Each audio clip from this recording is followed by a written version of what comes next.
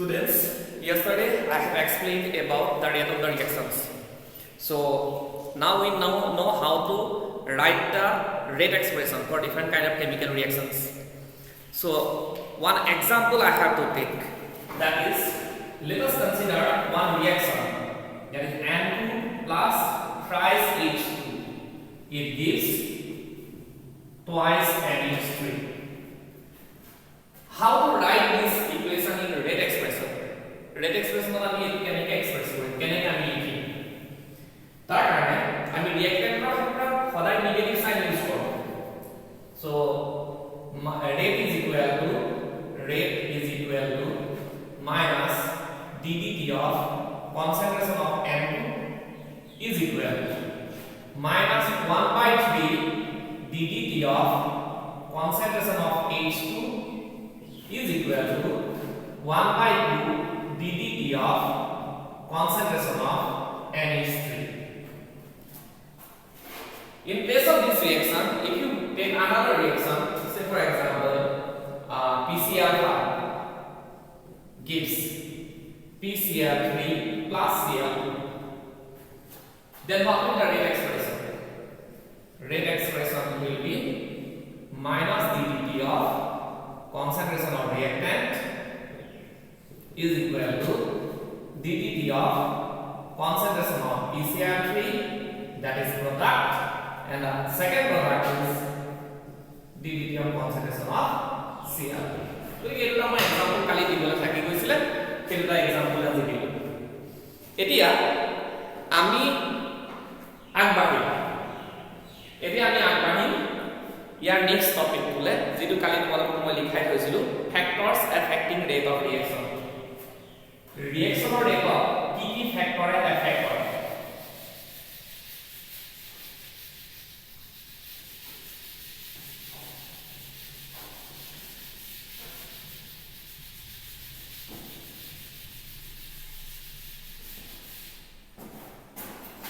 Number 1, concentration. In my explain for this, the concentration is the rate of reaction is. Concentration to बढ़ जोर लगे, ऐसा reaction और rate to increase होए. तामने high concentration है reaction तक fast करे, और reactant और low concentration है reaction तक slow करी दिए. तो ठीक है, reactant और concentration high होले reaction तो fast हो, और reactant और concentration low होले reaction to slow. Second thing, temperature. It is one of the most important factor. Temperature. How temperature affects the rate of reaction? Rate of reaction is directly proportional to rate of reaction is directly proportional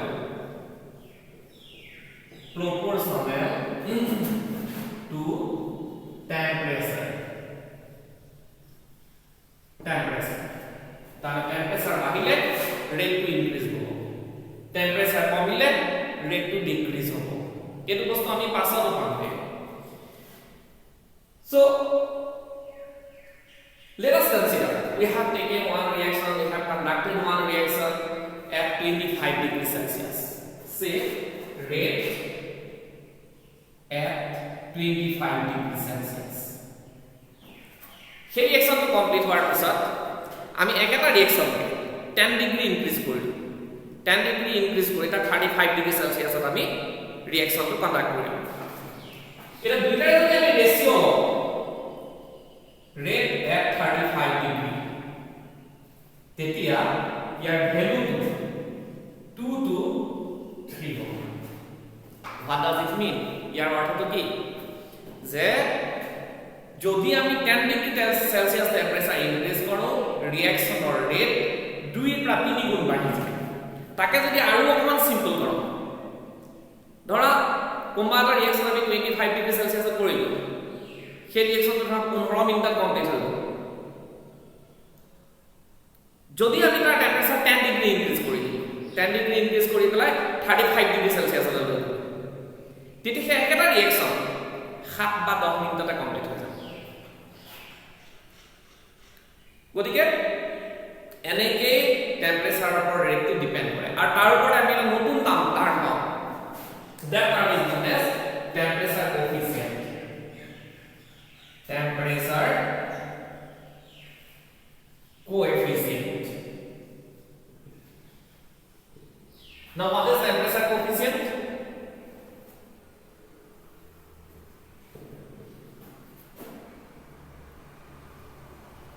the ratio of rate of reaction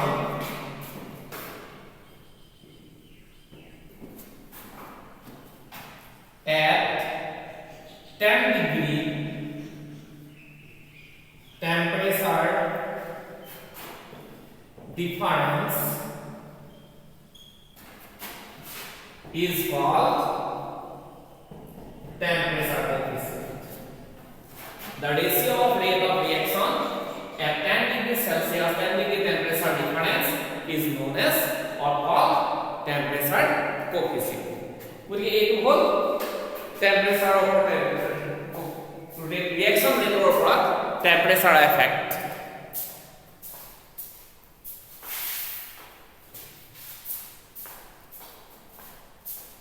next ফ্যাক্টৰটো আমি এতিয়া next ফ্যাক্টৰটো কৈছে nature of reactant nature of reactant nature of reactant বুলি ক'বলৈ যাওঁ কালি এটা বস্তু মই কৈ থৈ গৈছো যে এটা বস্তু হ'ব that is why rate of reaction differ from reactions to reactions এটা ৰিএকচনৰ পৰা আনটা ৰিএকচনলৈ ৰেট অফ ৰিএকচনটো কিহৰ কাৰণে ডিফাৰ কৰে কিয় ডিফাৰ কৰে সেইটোৰ ওপৰত মই এক্সপ্লেইন কৰিছো সেই একেখিনি কথা আমি নেচাৰ অফ ৰিএক্টেন্টৰ ক্ষেত্ৰত ক'ব পাৰোঁ এটা নেচাৰ অফ ৰিএক্টেন্ট বুলি ক'বলৈ যাওঁতে আকৌ কৈছো মই chemical reactions are nothing but making and breaking of chemical bonds ৰাসায়নিক বিক্ৰিয়াবিলাক আন একো নহয় ৰাসায়নিক বিক্ৰিয়া তাৰ ৰিএক্টেন্টৰ বান্ধনি ভাগে আৰু প্ৰডাক্টৰ বান্ধনি ফৰ্ম হয় সেই দুটা ঘটনাই হৈছে এটা ৰাসায়নিক বিক্ৰিয়া বা কেমিকেল ৰিএকচন যদি ৰিএক্টেন্টৰ বণ্ডবিলাক উইক হয় তেন্তে সহজে ভাগিব টাইম কম লাগিব গতিকে ৰিএকচনটো ফাস্ট হ'ব সহজে হৈ যাব যদি ৰিএক্টেন্টৰ বণ্ডবিলাক strong হয় তাহলে তাক ভাঙিবলৈ যথেষ্ট এনাৰ্জি লাগিব high amount of energy is required and moreover high amount of time period is also required and as a result the reaction will be slow again certain reactions are there on the basis of their character the rate depends that is proton transfer reactions are always fast ionic reactions are always fast acid base neutralization reactions are always fast গতিকে এই কথাকেইটা আমি মনত ৰাখিব লাগিব গতিকে তাতকে বেছি নেচাৰ অফ ৰিএক্টেন্টছত আমি চিন্তা কৰিবলগীয়া কথা নাই নেক্সট আহিলে কেটালিষ্টৰ কথা আমি কি ক'ম কেটালিষ্টে বিক্ৰিয়া এটাৰ গতিবেগক প্ৰভাৱিত কৰে প্ৰথমতে আমি জানিব লাগিব হোৱাট ইজ কেটালিষ্ট এইটো বস্তু ক্লাছ 10 9 ত আমি পাই অহা কথা কেটালিষ্ট কাক the substance or substances which can alter the rate of a reaction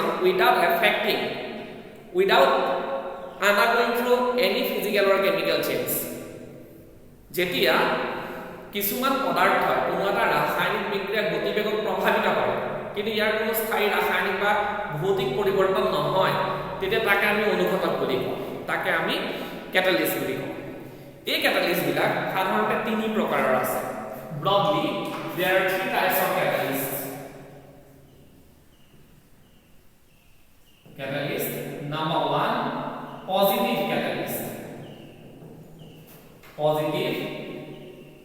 catalyst number 2 negative catalyst number 3 auto catalyst এই তিন ধৰণৰ catalyst আমি সাধাৰণতে পাওঁ এতিয়া positive catalyst কাক বলে positive catalysts are those catalysts which can increase the rate of the reaction তাৰ definition তো এই বলে যে কি কেনেকৈ rate of প্ৰভাৱিত কৰে how it affects the rate of a chemical reaction its definition itself implies তার মানে পজিটিভ ক্যাটালিস্টে রেট ইনক্রিজ করে, it increases the rate, it increases the rate, এই রেটটো ইনক্রিজ করে। নেগেটিভ ক্যাটালিস্টে কি কৰিব, these are the catalysts which can decrease the rate of a chemical reaction, কোনো এটা রাসায়নিক বিক্রিয়ার গতিবেগক হি হ্রাস কৰে। So it decreases the rate of decrease করে। auto catalyst এর ফাংশন তো বেলেগ। what is auto catalyst? in certain chemical reactions which are multi steps, যিবিলাক রাসায়নিক বিক্রিয়া মাল্টি স্টেপ, তার মানে কেইবাটাও খাপত সম্পন্ন হয়, in those cases we may get auto catalyst. তার মানে এই ধৰা তিনটা স্টেপত ৰিয়েকচনটো কমপ্লিট হ'ব। ফাৰ্ষ্ট স্টেপটোৰ পিছত ধৰা এটা নতুন সাবস্টেন্স প্ৰডিউস হ'ল, সেই সাবস্টেন্সটোৱে নেক্সট স্টেপটোত ৰিয়েকচনটো আল্টাৰ কৰিলে, হয় ৰিয়েকচনটো ৰেটটো ইনক্ৰিজ কৰিলে, নহয় ডিক্ৰিজ কৰি দিলে, আৰু ৰিয়েকচনটো শেষ হোৱাৰ আগতে সি নিজেই শেষ হৈ গ'ল, সেই সাবস্টেন্সটো নাথাকে। আৰু তেনেকুৱা সাবস্টেন্সবিলাকক অটো ক্যাটালিস্ট বুলি কোৱা হয়। আৰু এই অটো ক্যাটালিস্টবিলাকে আইদাৰ ইনক্ৰিজ কৰে ৰেটটো, আইদাৰ ইনক্ৰিজেস or decreases the rate,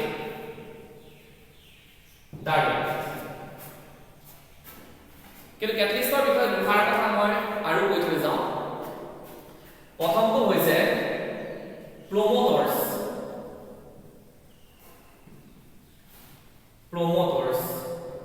promoter কাক। there are certain substances which can increase the efficiency of catalyst, they are known as promoters.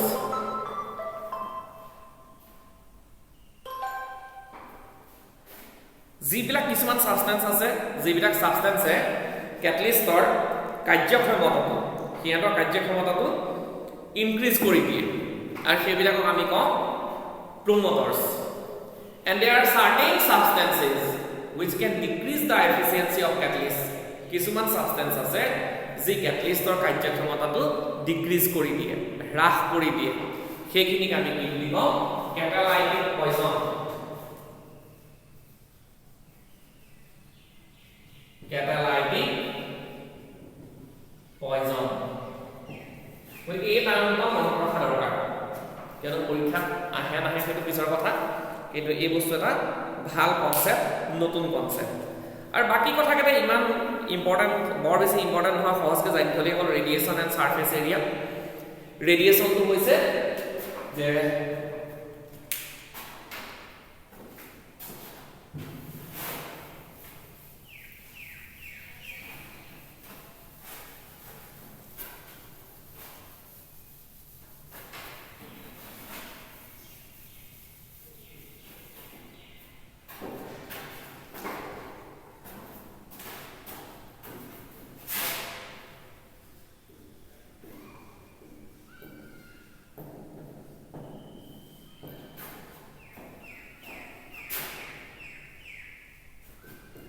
due to radiation,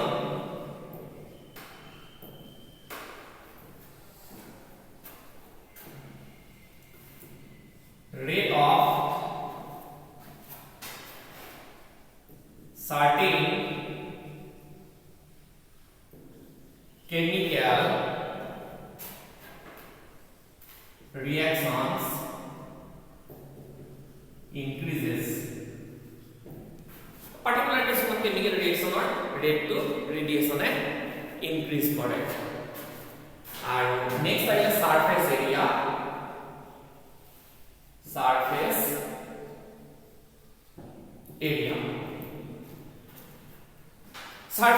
increase হলে ৰেট ইনক্ৰিজ হয়, কিয়নো ৰিয়েকচনটো কৰিবলৈ বেছি স্পেচ পায়। So with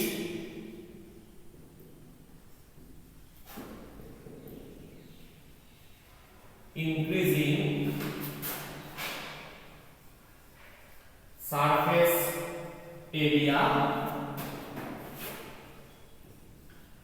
rate of reaction increases.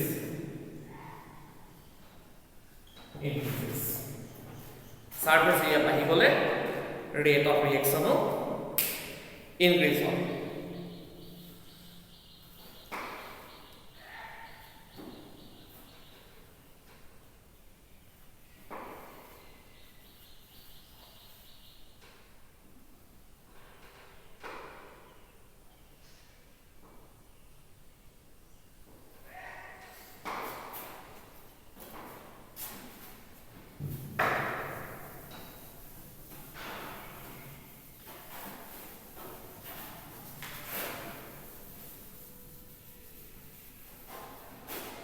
এতিয়া আমি যোনটো কনসেপ্ট এটা পঢ়িবলৈ যাম, that is law of mass action.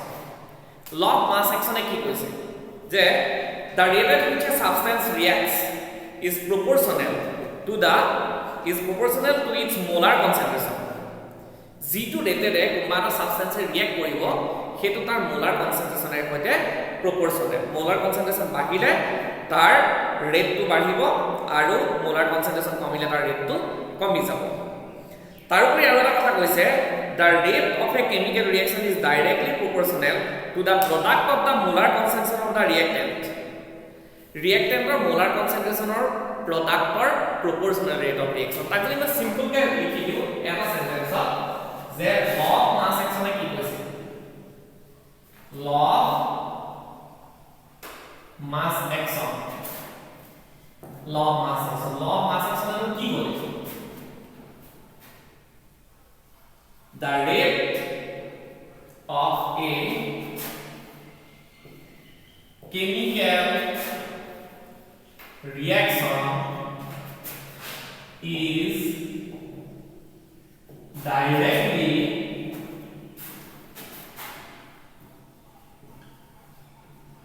proportional to the rate of a chemical reaction is directly proportional to the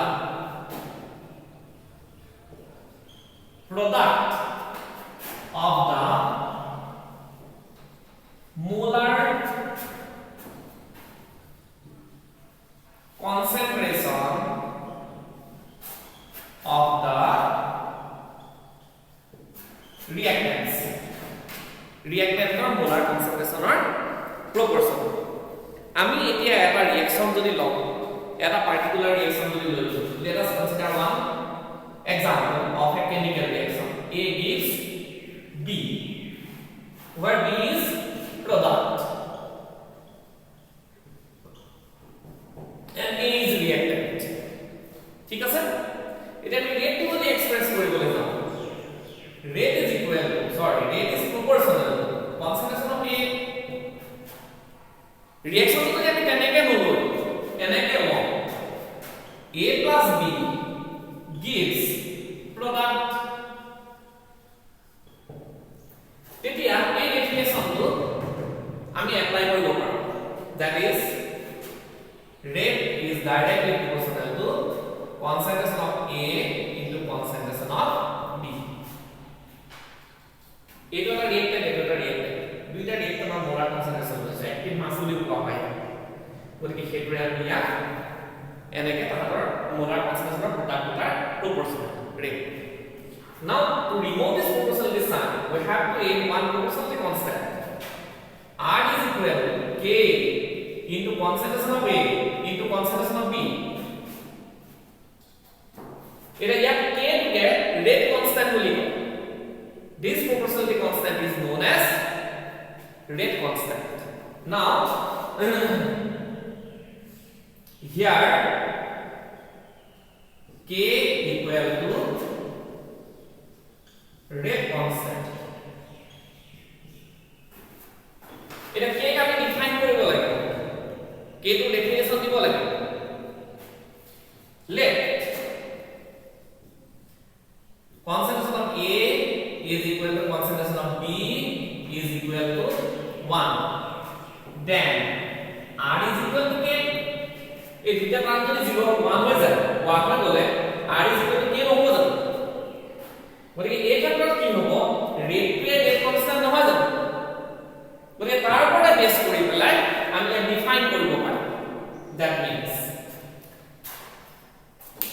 when the molar concentrations of all the reactants is equal to unity, then rate of the reaction is known as rate constant. তেনেকৈ আমি rate constant define কৰিব পাৰোঁ। মই ওপৰত লিখি দিছোঁ।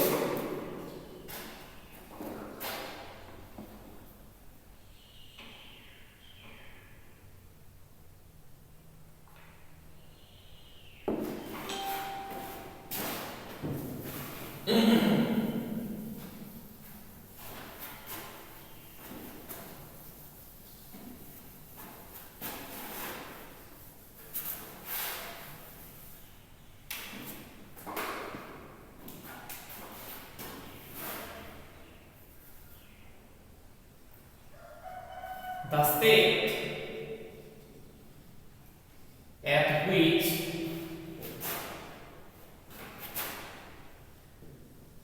molar concentration of all the reactants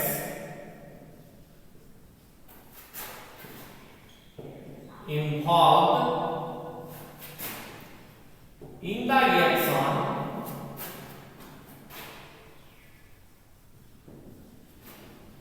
is constant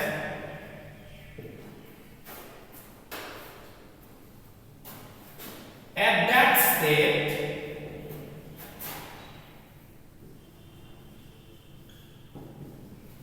the rate of the reaction is called rate constant. Rate of the reaction is called rate constant.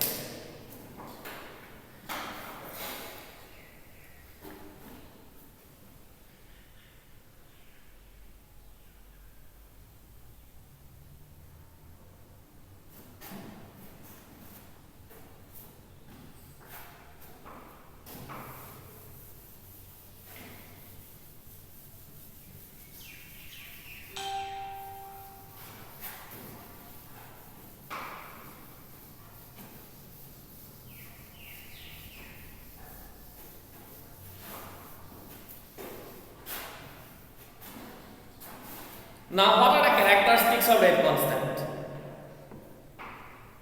What are the characteristics of rate constant? First thing, different reactions have different values of rate constant. বেলেগ বেলেগ ৰিয়েকচনৰ কাৰণে rate কনষ্টেন্টৰ ভ্যালুটো বেলেগ বেলেগ হ'ব। একেটা value সব ৰিয়েকচনৰ কাৰণে নহয়, ৰেট কনষ্টেন্টৰ ভ্যালু বিলাক বেলেগ বেলেগ ৰিয়েকচনৰ কাৰণে বেলেগ বেলেগ হ'ব। Secondly, higher the value of K, faster is the reaction. যিমানে K তাৰমানে ৰেট কনষ্টেন্টৰ ভ্যালুটো বেছি হ'ব, সিমানে ৰিয়েকচনটো ফাষ্ট হ'ব। ৰেটৰ কথা একে কথা, ৰেট বেছি মানে কি ৰিয়েকচনটো fast.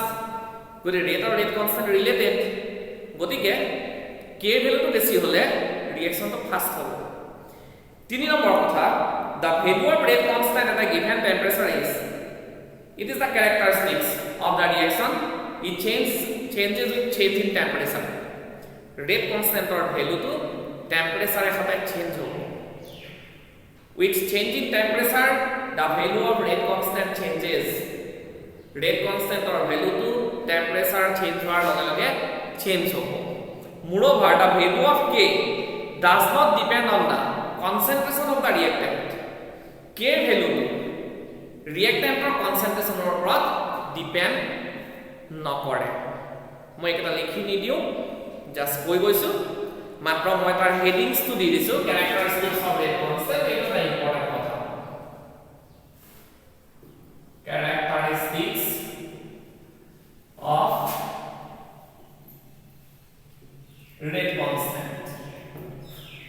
Characteristics of rate constant.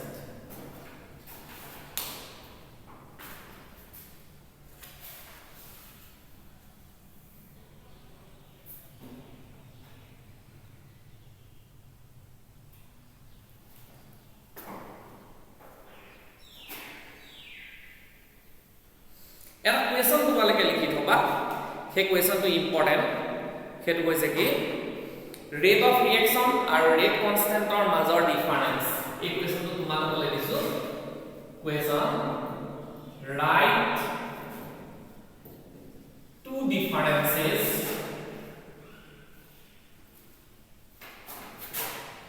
between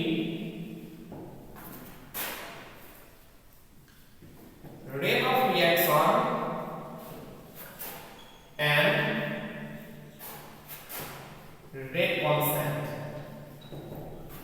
Rate of reaction or rate constant or মাজত দুটা difference লিখিবা মই সিম্পল কে কৈ দিছো rate of reaction to concentration ৰ ওপৰত ডিপেন্ড কৰে কিন্তু rate constant concentration ৰ ওপৰত ডিপেন্ড নকৰে এটা ডাঙৰ ডিফাৰেন্স আমি আগতে কৈছো যেতিয়া factors on which rate of reaction depends এই কথাখিনি যেতিয়া আমি কৰিছো পহতে concentration টো প্ৰথম কথা আছিল যে concentration ৰ ওপৰত rate of reaction ডিপেন্ড কৰে concentration বাঢ়িলে with increasing concentration the rate of reaction increases and with decreasing concentration the rate of reaction decreases but in the second case that is rate constant the rate of reaction doesn't depend on the rate constant doesn't depend on rate of reaction the rate constant doesn't depend on rate of reaction মই এটা কৈছো আৰু এটা তোমালোকে নিজে কৰি লবা now আমি অন্য এটা টপিকলৈ গৈছো বেলেগ এটা টপিকলৈ আমি যাম সেইটো হৈছে কি মলিকুলাৰিটি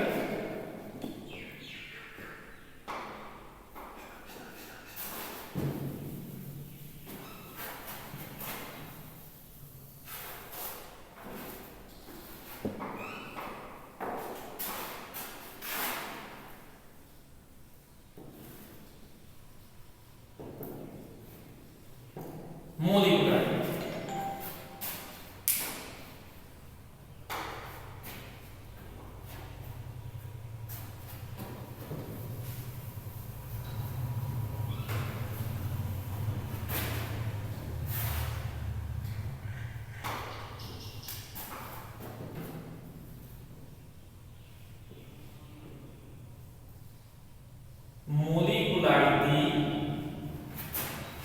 of a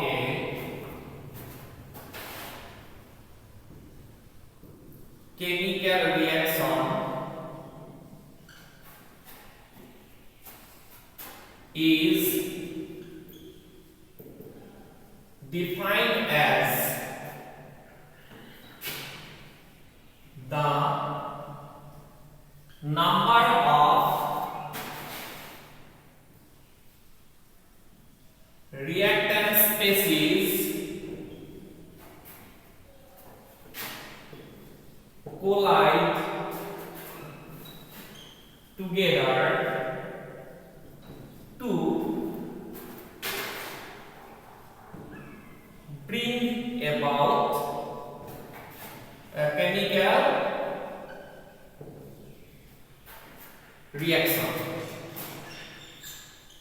to bring about a chemical reaction এটা chemical reaction সৃষ্টি হ'বলৈ যাওঁতে কেটা মলিকুলাৰ মাজত কলিজন হৈ ৰিঅ্যাকচনটো আগবাঢ়িছে তাকে কোৱা হয় মলিকুলাৰিটি তাৰ মানে চোৱা according to collision theory of reaction rate আমি ইয়াৰ এটা theory পঢ়িম that theory is known as collision theory of reaction rate that theory tells us chemical reaction take place due to intermolecular collisions chemical reactions takes place.